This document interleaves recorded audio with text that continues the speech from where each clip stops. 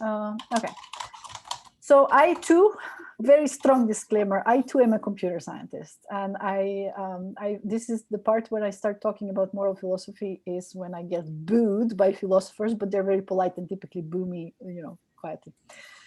For completeness of this tutorial, however, it's very necessary that we do give some basics of moral philosophy. Now, if you have had a university level course on moral philosophy, feel free to skip this part.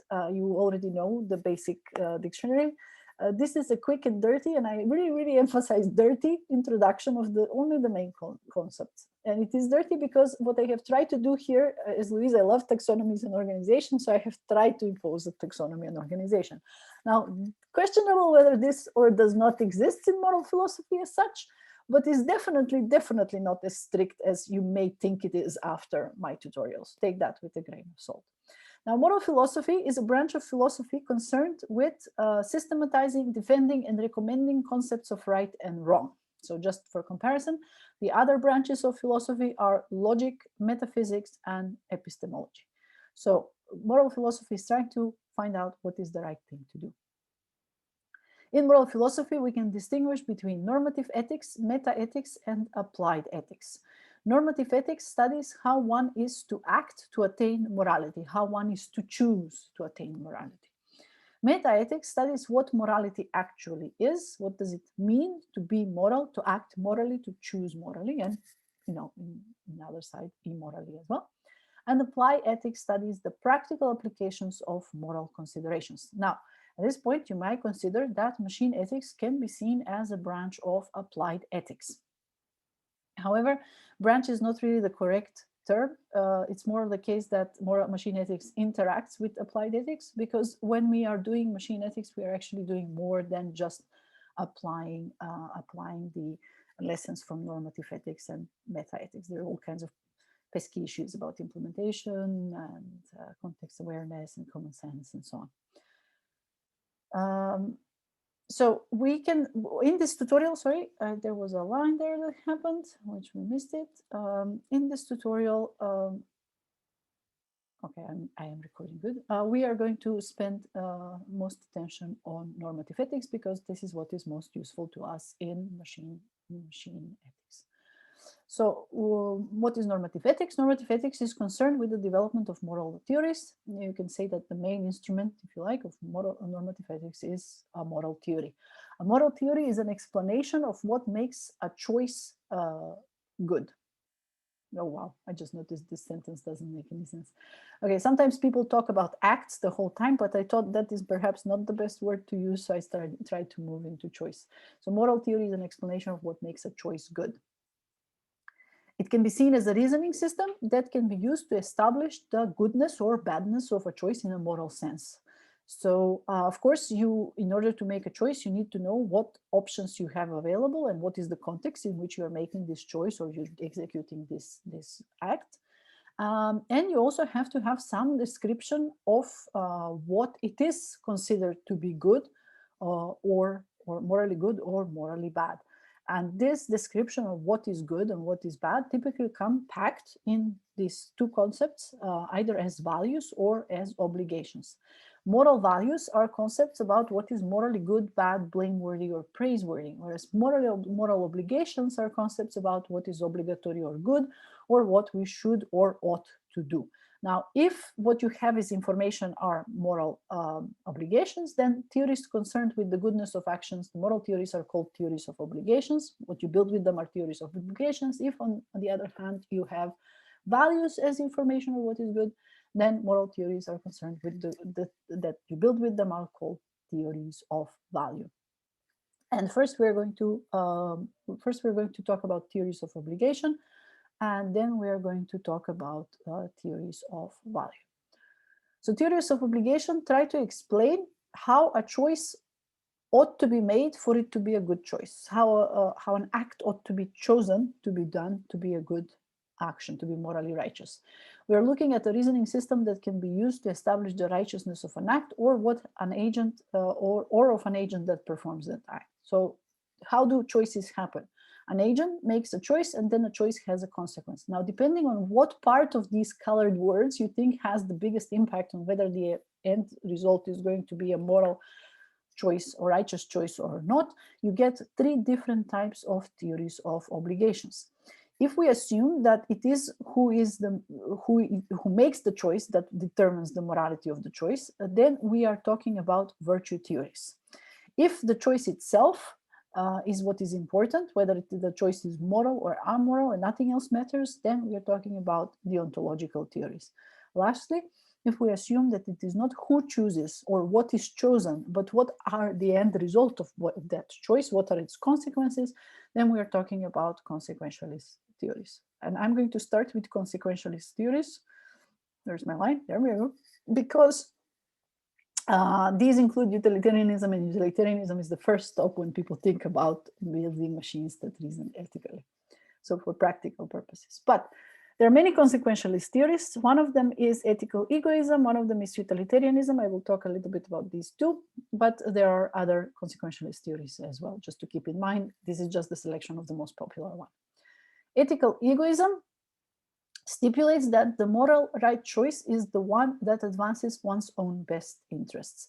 Now, note that what is meant here by one's own best interest does not mean self-interest.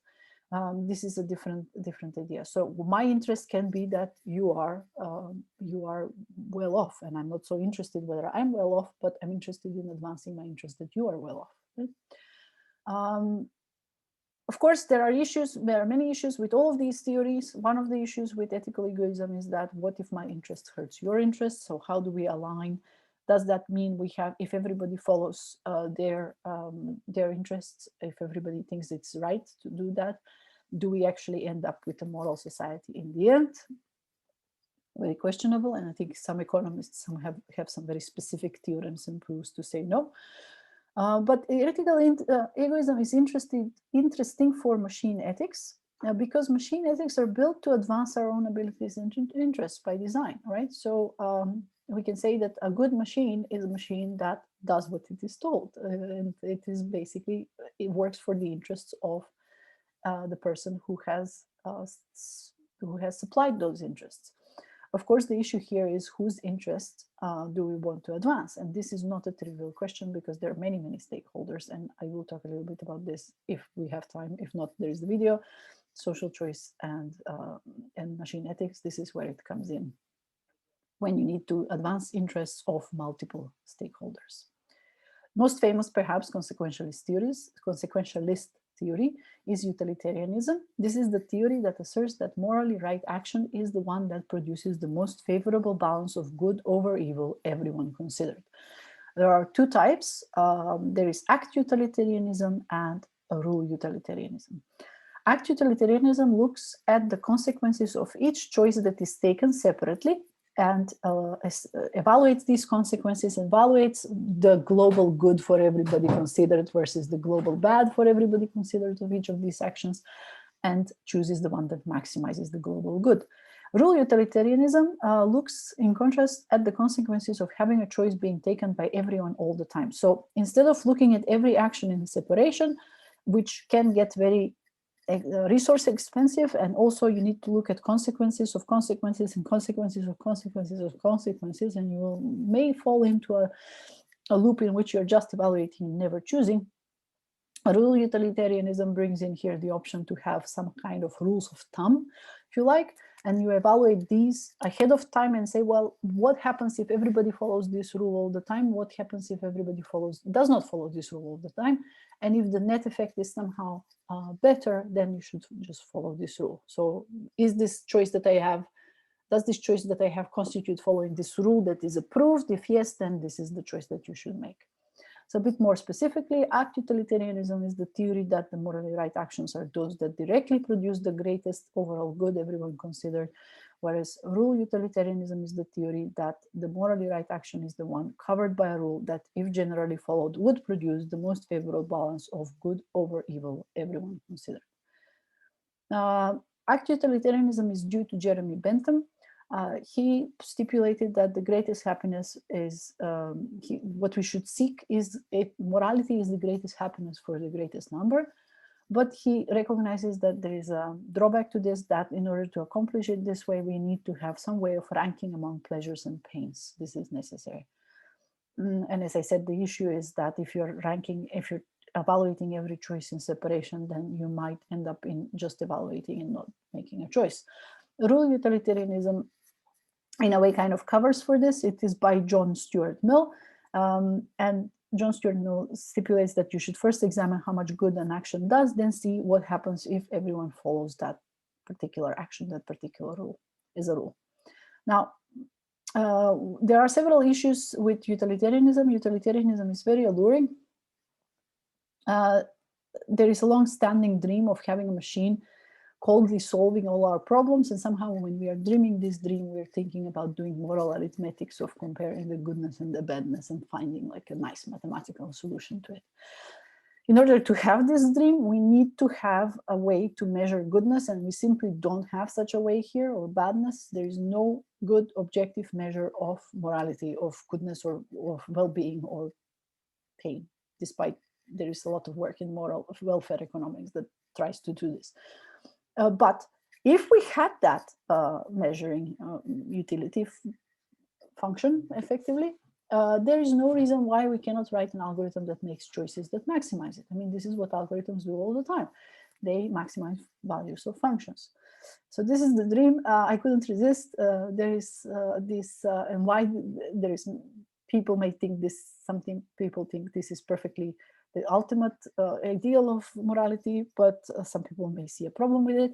So there is the problem with machines implementing cold, hard utilitarianism is discussed in the iRobot, and this is an example from the movie on YouTube in which Will Smith, I believe, just describes the situation and why it was he changed his life. But what is also very important to mention here is that even though utilitarianism has many issues for people because of this moral arithmetics business, those same people may think it is okay when machines do it. So there is this work by Bertrand Mahler and al., in which they studied and specifically this, like, is it okay that machines use a different type of moral theories than people? Should machines be using different types of moral theories than people? And the answer is kind of yes-ish. Okay, so there is problem, but there is of course the profound problem with measuring happiness, which we do not have a solution with, and but also it's inherently problematic because utility allows us to compare choices, but it is not clear that all choices should be comparable. So I find that the biggest, basically satirical commentator of machine ethics and automating directly moral theories from moral philosophy in machines is, in fact, Saturday morning breakfast cereal. And they have numerous comic panels in which they discuss these different types of moral theories implemented in machines and what happened. Now, I think I ate too much of the time, so there is I will post a link to this comic on the website. They basically illustrate what is the problem with using utilitarianism. So utilitarianism basically justifies, it's not in this comic, but it basically justifies that it necessitates even that there is a certain point that a certain amount of material damage can be compared to murder, right? So there's a certain number of cars you can destroy. It may be very large. It may be more cars than they have ever existed in the universe, but it exists. That equals morally the same as taking a human life. And for some people, this is not okay. Okay, so let us now consider deontological theories. Now, recall, deontological ethical theories stipulate that the morality of a choice should be based on whether that choice itself is right or wrong under a series of rules, rather than based on the consequences of the choice or who is executing. So we're not looking at what the consequences an action have. We're following that good intentions lead, the road to hell is paved by good intentions. So we say, no, we don't want that. We are just looking at the action that we have, and the action itself is either good and bad. The most prominent deontological theory here, of course, is Kantian ethics, or the works of Immanuel Kant.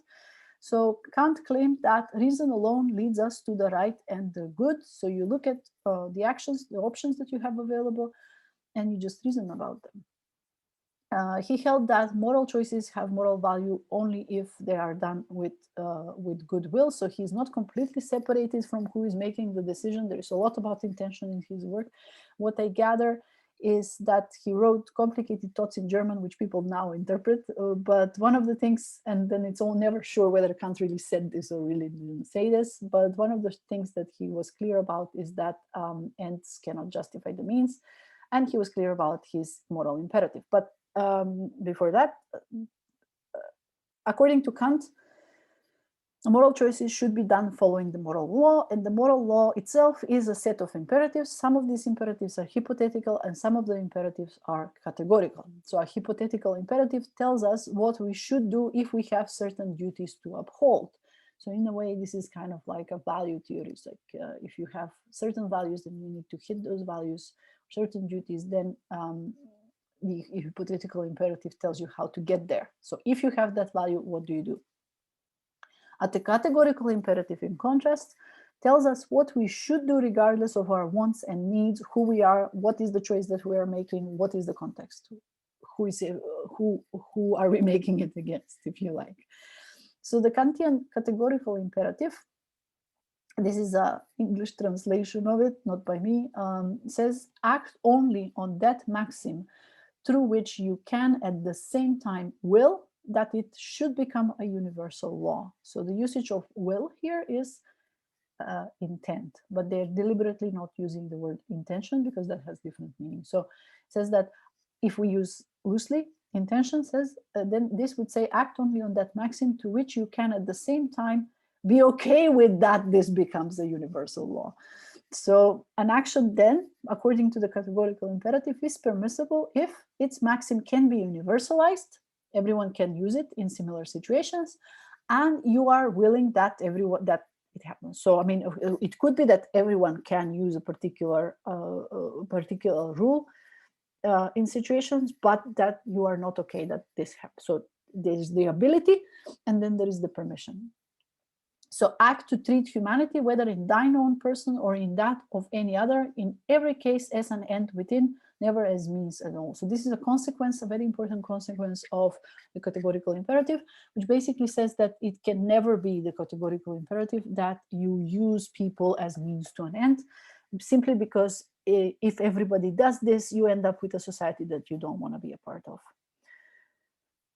So then how is this categorical imperative used? It is used to derive duties, and then you can use these duties. If you want to follow these duties, then you can use hypothetical imperatives to know how to do it. So perfect duties, there are two types of duties that are derived, perfect and imperfect duties. Perfect duties are those that absolutely must be followed without fail. Examples that Kant give here are not to break a promise, not to lie, not to commit suicide. Particularly with this not to lie, there are many moral dilemmas which illustrate that this is perhaps not the perfect duty that we want. And Kant was criticized on many of these examples specifically. Imperfect duties are not always to be followed. They do have exceptions, and the examples that Kant give here are develop your talents or help others in need. Now, Kantian ethics is actually not the obvious choice when it comes to machine ethics. But there is this flavor to it about recursiveness, right? So the imperative basically says that if you recursively apply it to everyone and the result is okay, then this is the imperative. This is what you should do.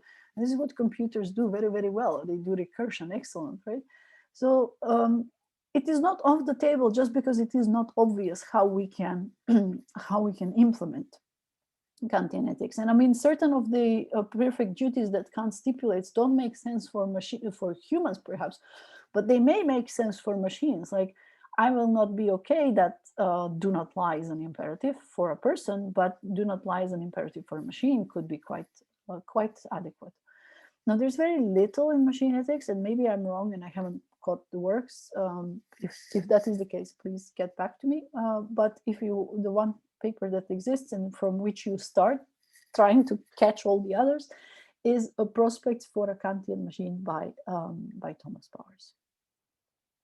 Now, the specific problem with deontological moral theories is that since they are evaluating the action itself, not the consequences, there is a dilemma there, because sometimes you need to do something bad in order to accomplish something good. And this breaks down deontological theory specifically. So, example, cutting people with knives, bad. Saving people's lives, good. However, sometimes you have to do both. So if you're a surgeon and you want to remove, and you need to save somebody's life who has a inflamed appendix, then you need to cut into them to remove the appendix. But then the ontological theories will tell you, well, cutting people is a bad idea, so therefore you shouldn't do it. So we have here a conflict where there actually isn't a conflict. Now, to kind of a little bit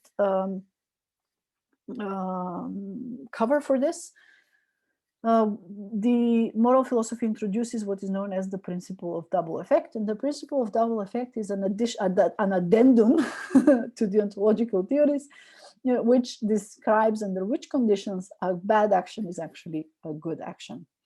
So it exists to explain the permissibility of an action or a choice that causes a serious harm as a side effect of promoting some good end, just like, cutting into you to save your life.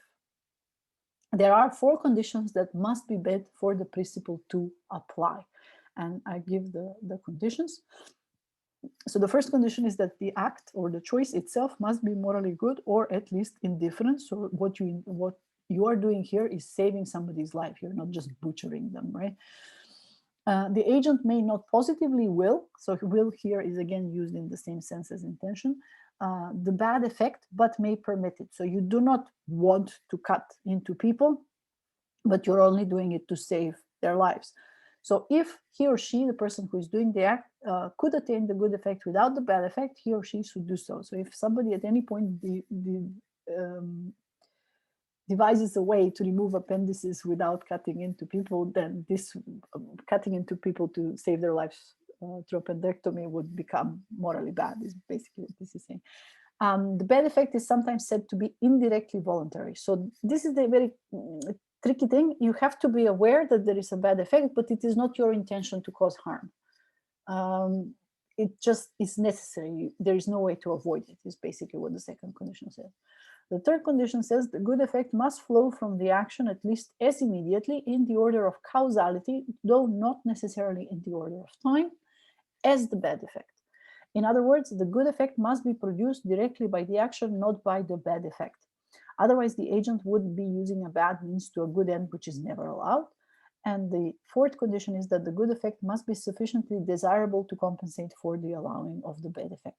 Now, the tricky part with the principle of double effect, which makes it specifically very difficult to implement in machines to write programs that emulate it, is this positively will.